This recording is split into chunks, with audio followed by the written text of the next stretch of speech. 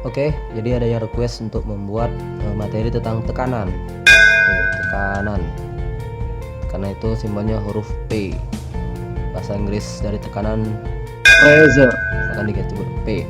Tekanan itu adalah gaya per satuan luas. Ya, tekanan adalah gaya F per satuan luas. Nah, gaya satuannya adalah Newton. A itu adalah luas. Ya. A area. F itu force, gaya. Luas itu meter kuadrat, ya. P itu tekanan.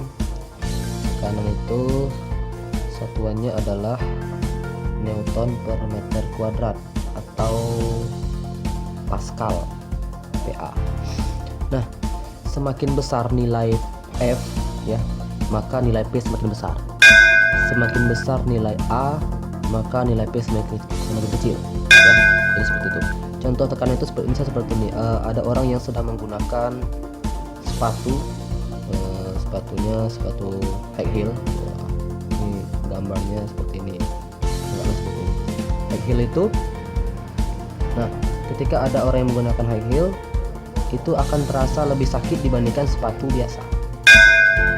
Mengapa? Karena luas permukaan ini besar, sedangkan ini kecil nih, gini. Semakin kecil nilai luasnya, maka tekan semakin besar.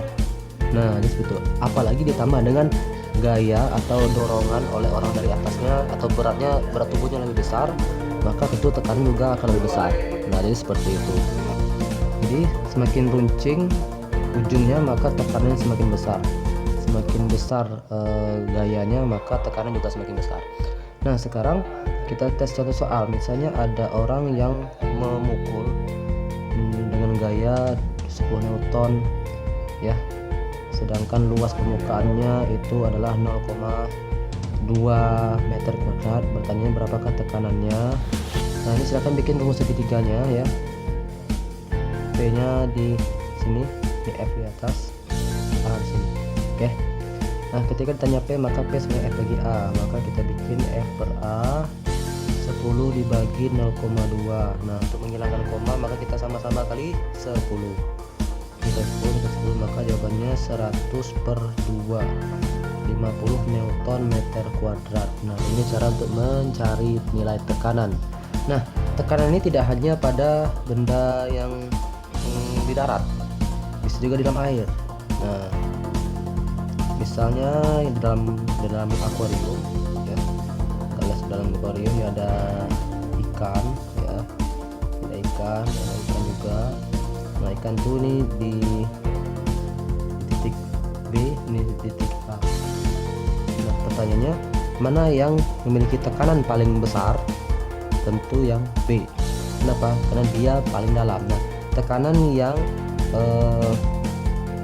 dipengaruhi oleh air, nah, itu disebut dengan tekanan hidrostatis. Tekanan yang dialami oleh suatu benda karena ada air, oke, dalam suatu zat cair. Nah, rumus untuk menghitung nilai tekanan yang dialami oleh benda yang ada dalam air itu rumusnya P sama dengan rho dikali G dikali H. H itulah ketinggian, kedalaman, ya.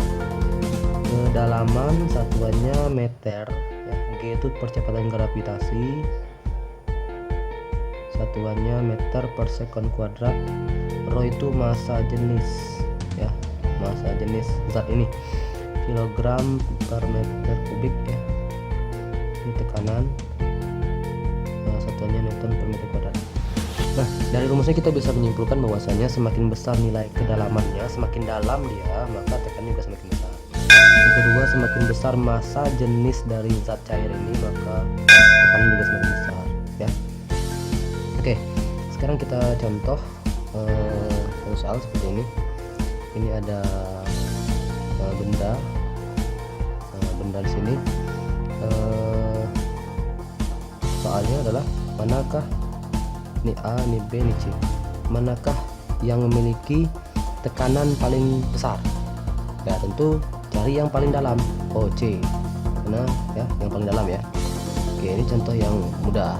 Yang sulit seperti ini. Misal ini ada dalam cairan, kedalamannya itu 10 meter, Kemudian di sini ada ikan, dan ini ke sini itu adalah 2 meter. Pertanyaannya, berapakah tekanan hidrostatis yang dialami oleh ikan jika massa jenis dari zat cair ini adalah misalnya 1, nah, saja ya, meter per meter kubik. Kemudian nilai percepatan gravitasinya 10 meter per sekali kuadrat. Nah, maka kita sudah tahu bahwasanya pH sama rho dikali G dikali H, rho nya 1, G nya 10, H nya berapa? H nya bukan 2 meter ini, tapi kita hitung dari permukaan ke bawah. Berapa? 8 meter ya, 10 kurang 2, 8 meter. Maka disini bikin 8, maka jawabannya adalah 80 kg 80 Newton per meter kuadrat ya. Nah, jadi seperti itu cara menghitungnya. Nah, selanjutnya adalah materi tentang hukum Pascal. Hukum Pascal itu dia berlaku pada hidrolik. Nah, misalnya nih ada hidrolik itu misalnya kalau sekarang itu untuk menyuci motor ya, yang ditekan ke sini maka nanti dia akan naik ke atas. Dan ini ruang tertutup, anggaplah ini di A, ini B. Nah, hukum Pascal mengatakan bahwasanya tekanan yang ada di A ini sama dengan tekanan di B. Nah, jadi tekanan di A itu sama dengan tekanan di B. Nah, tekanan tadi kita sudah tahu rumusnya adalah F ya per A, F per A. Nah, jadi misalnya ini ada F ya, kita dorong dengan gaya 10 Newton. Luas ini enggaklah luas ini 4 meter kuadrat. Nah, kemudian di sini luasnya 2 meter kuadrat. Nah, berapakah gaya ke atasnya? Maka kita masukkan saja.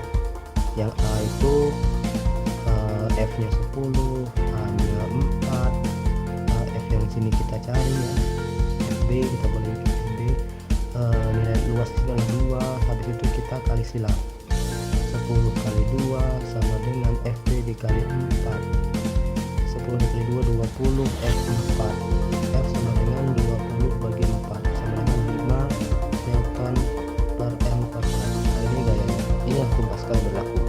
Terkadang yang diketahui bukan ukurannya F tapi juga luasnya. Kalau ditanya luas ya pokoknya rumusnya ini ya.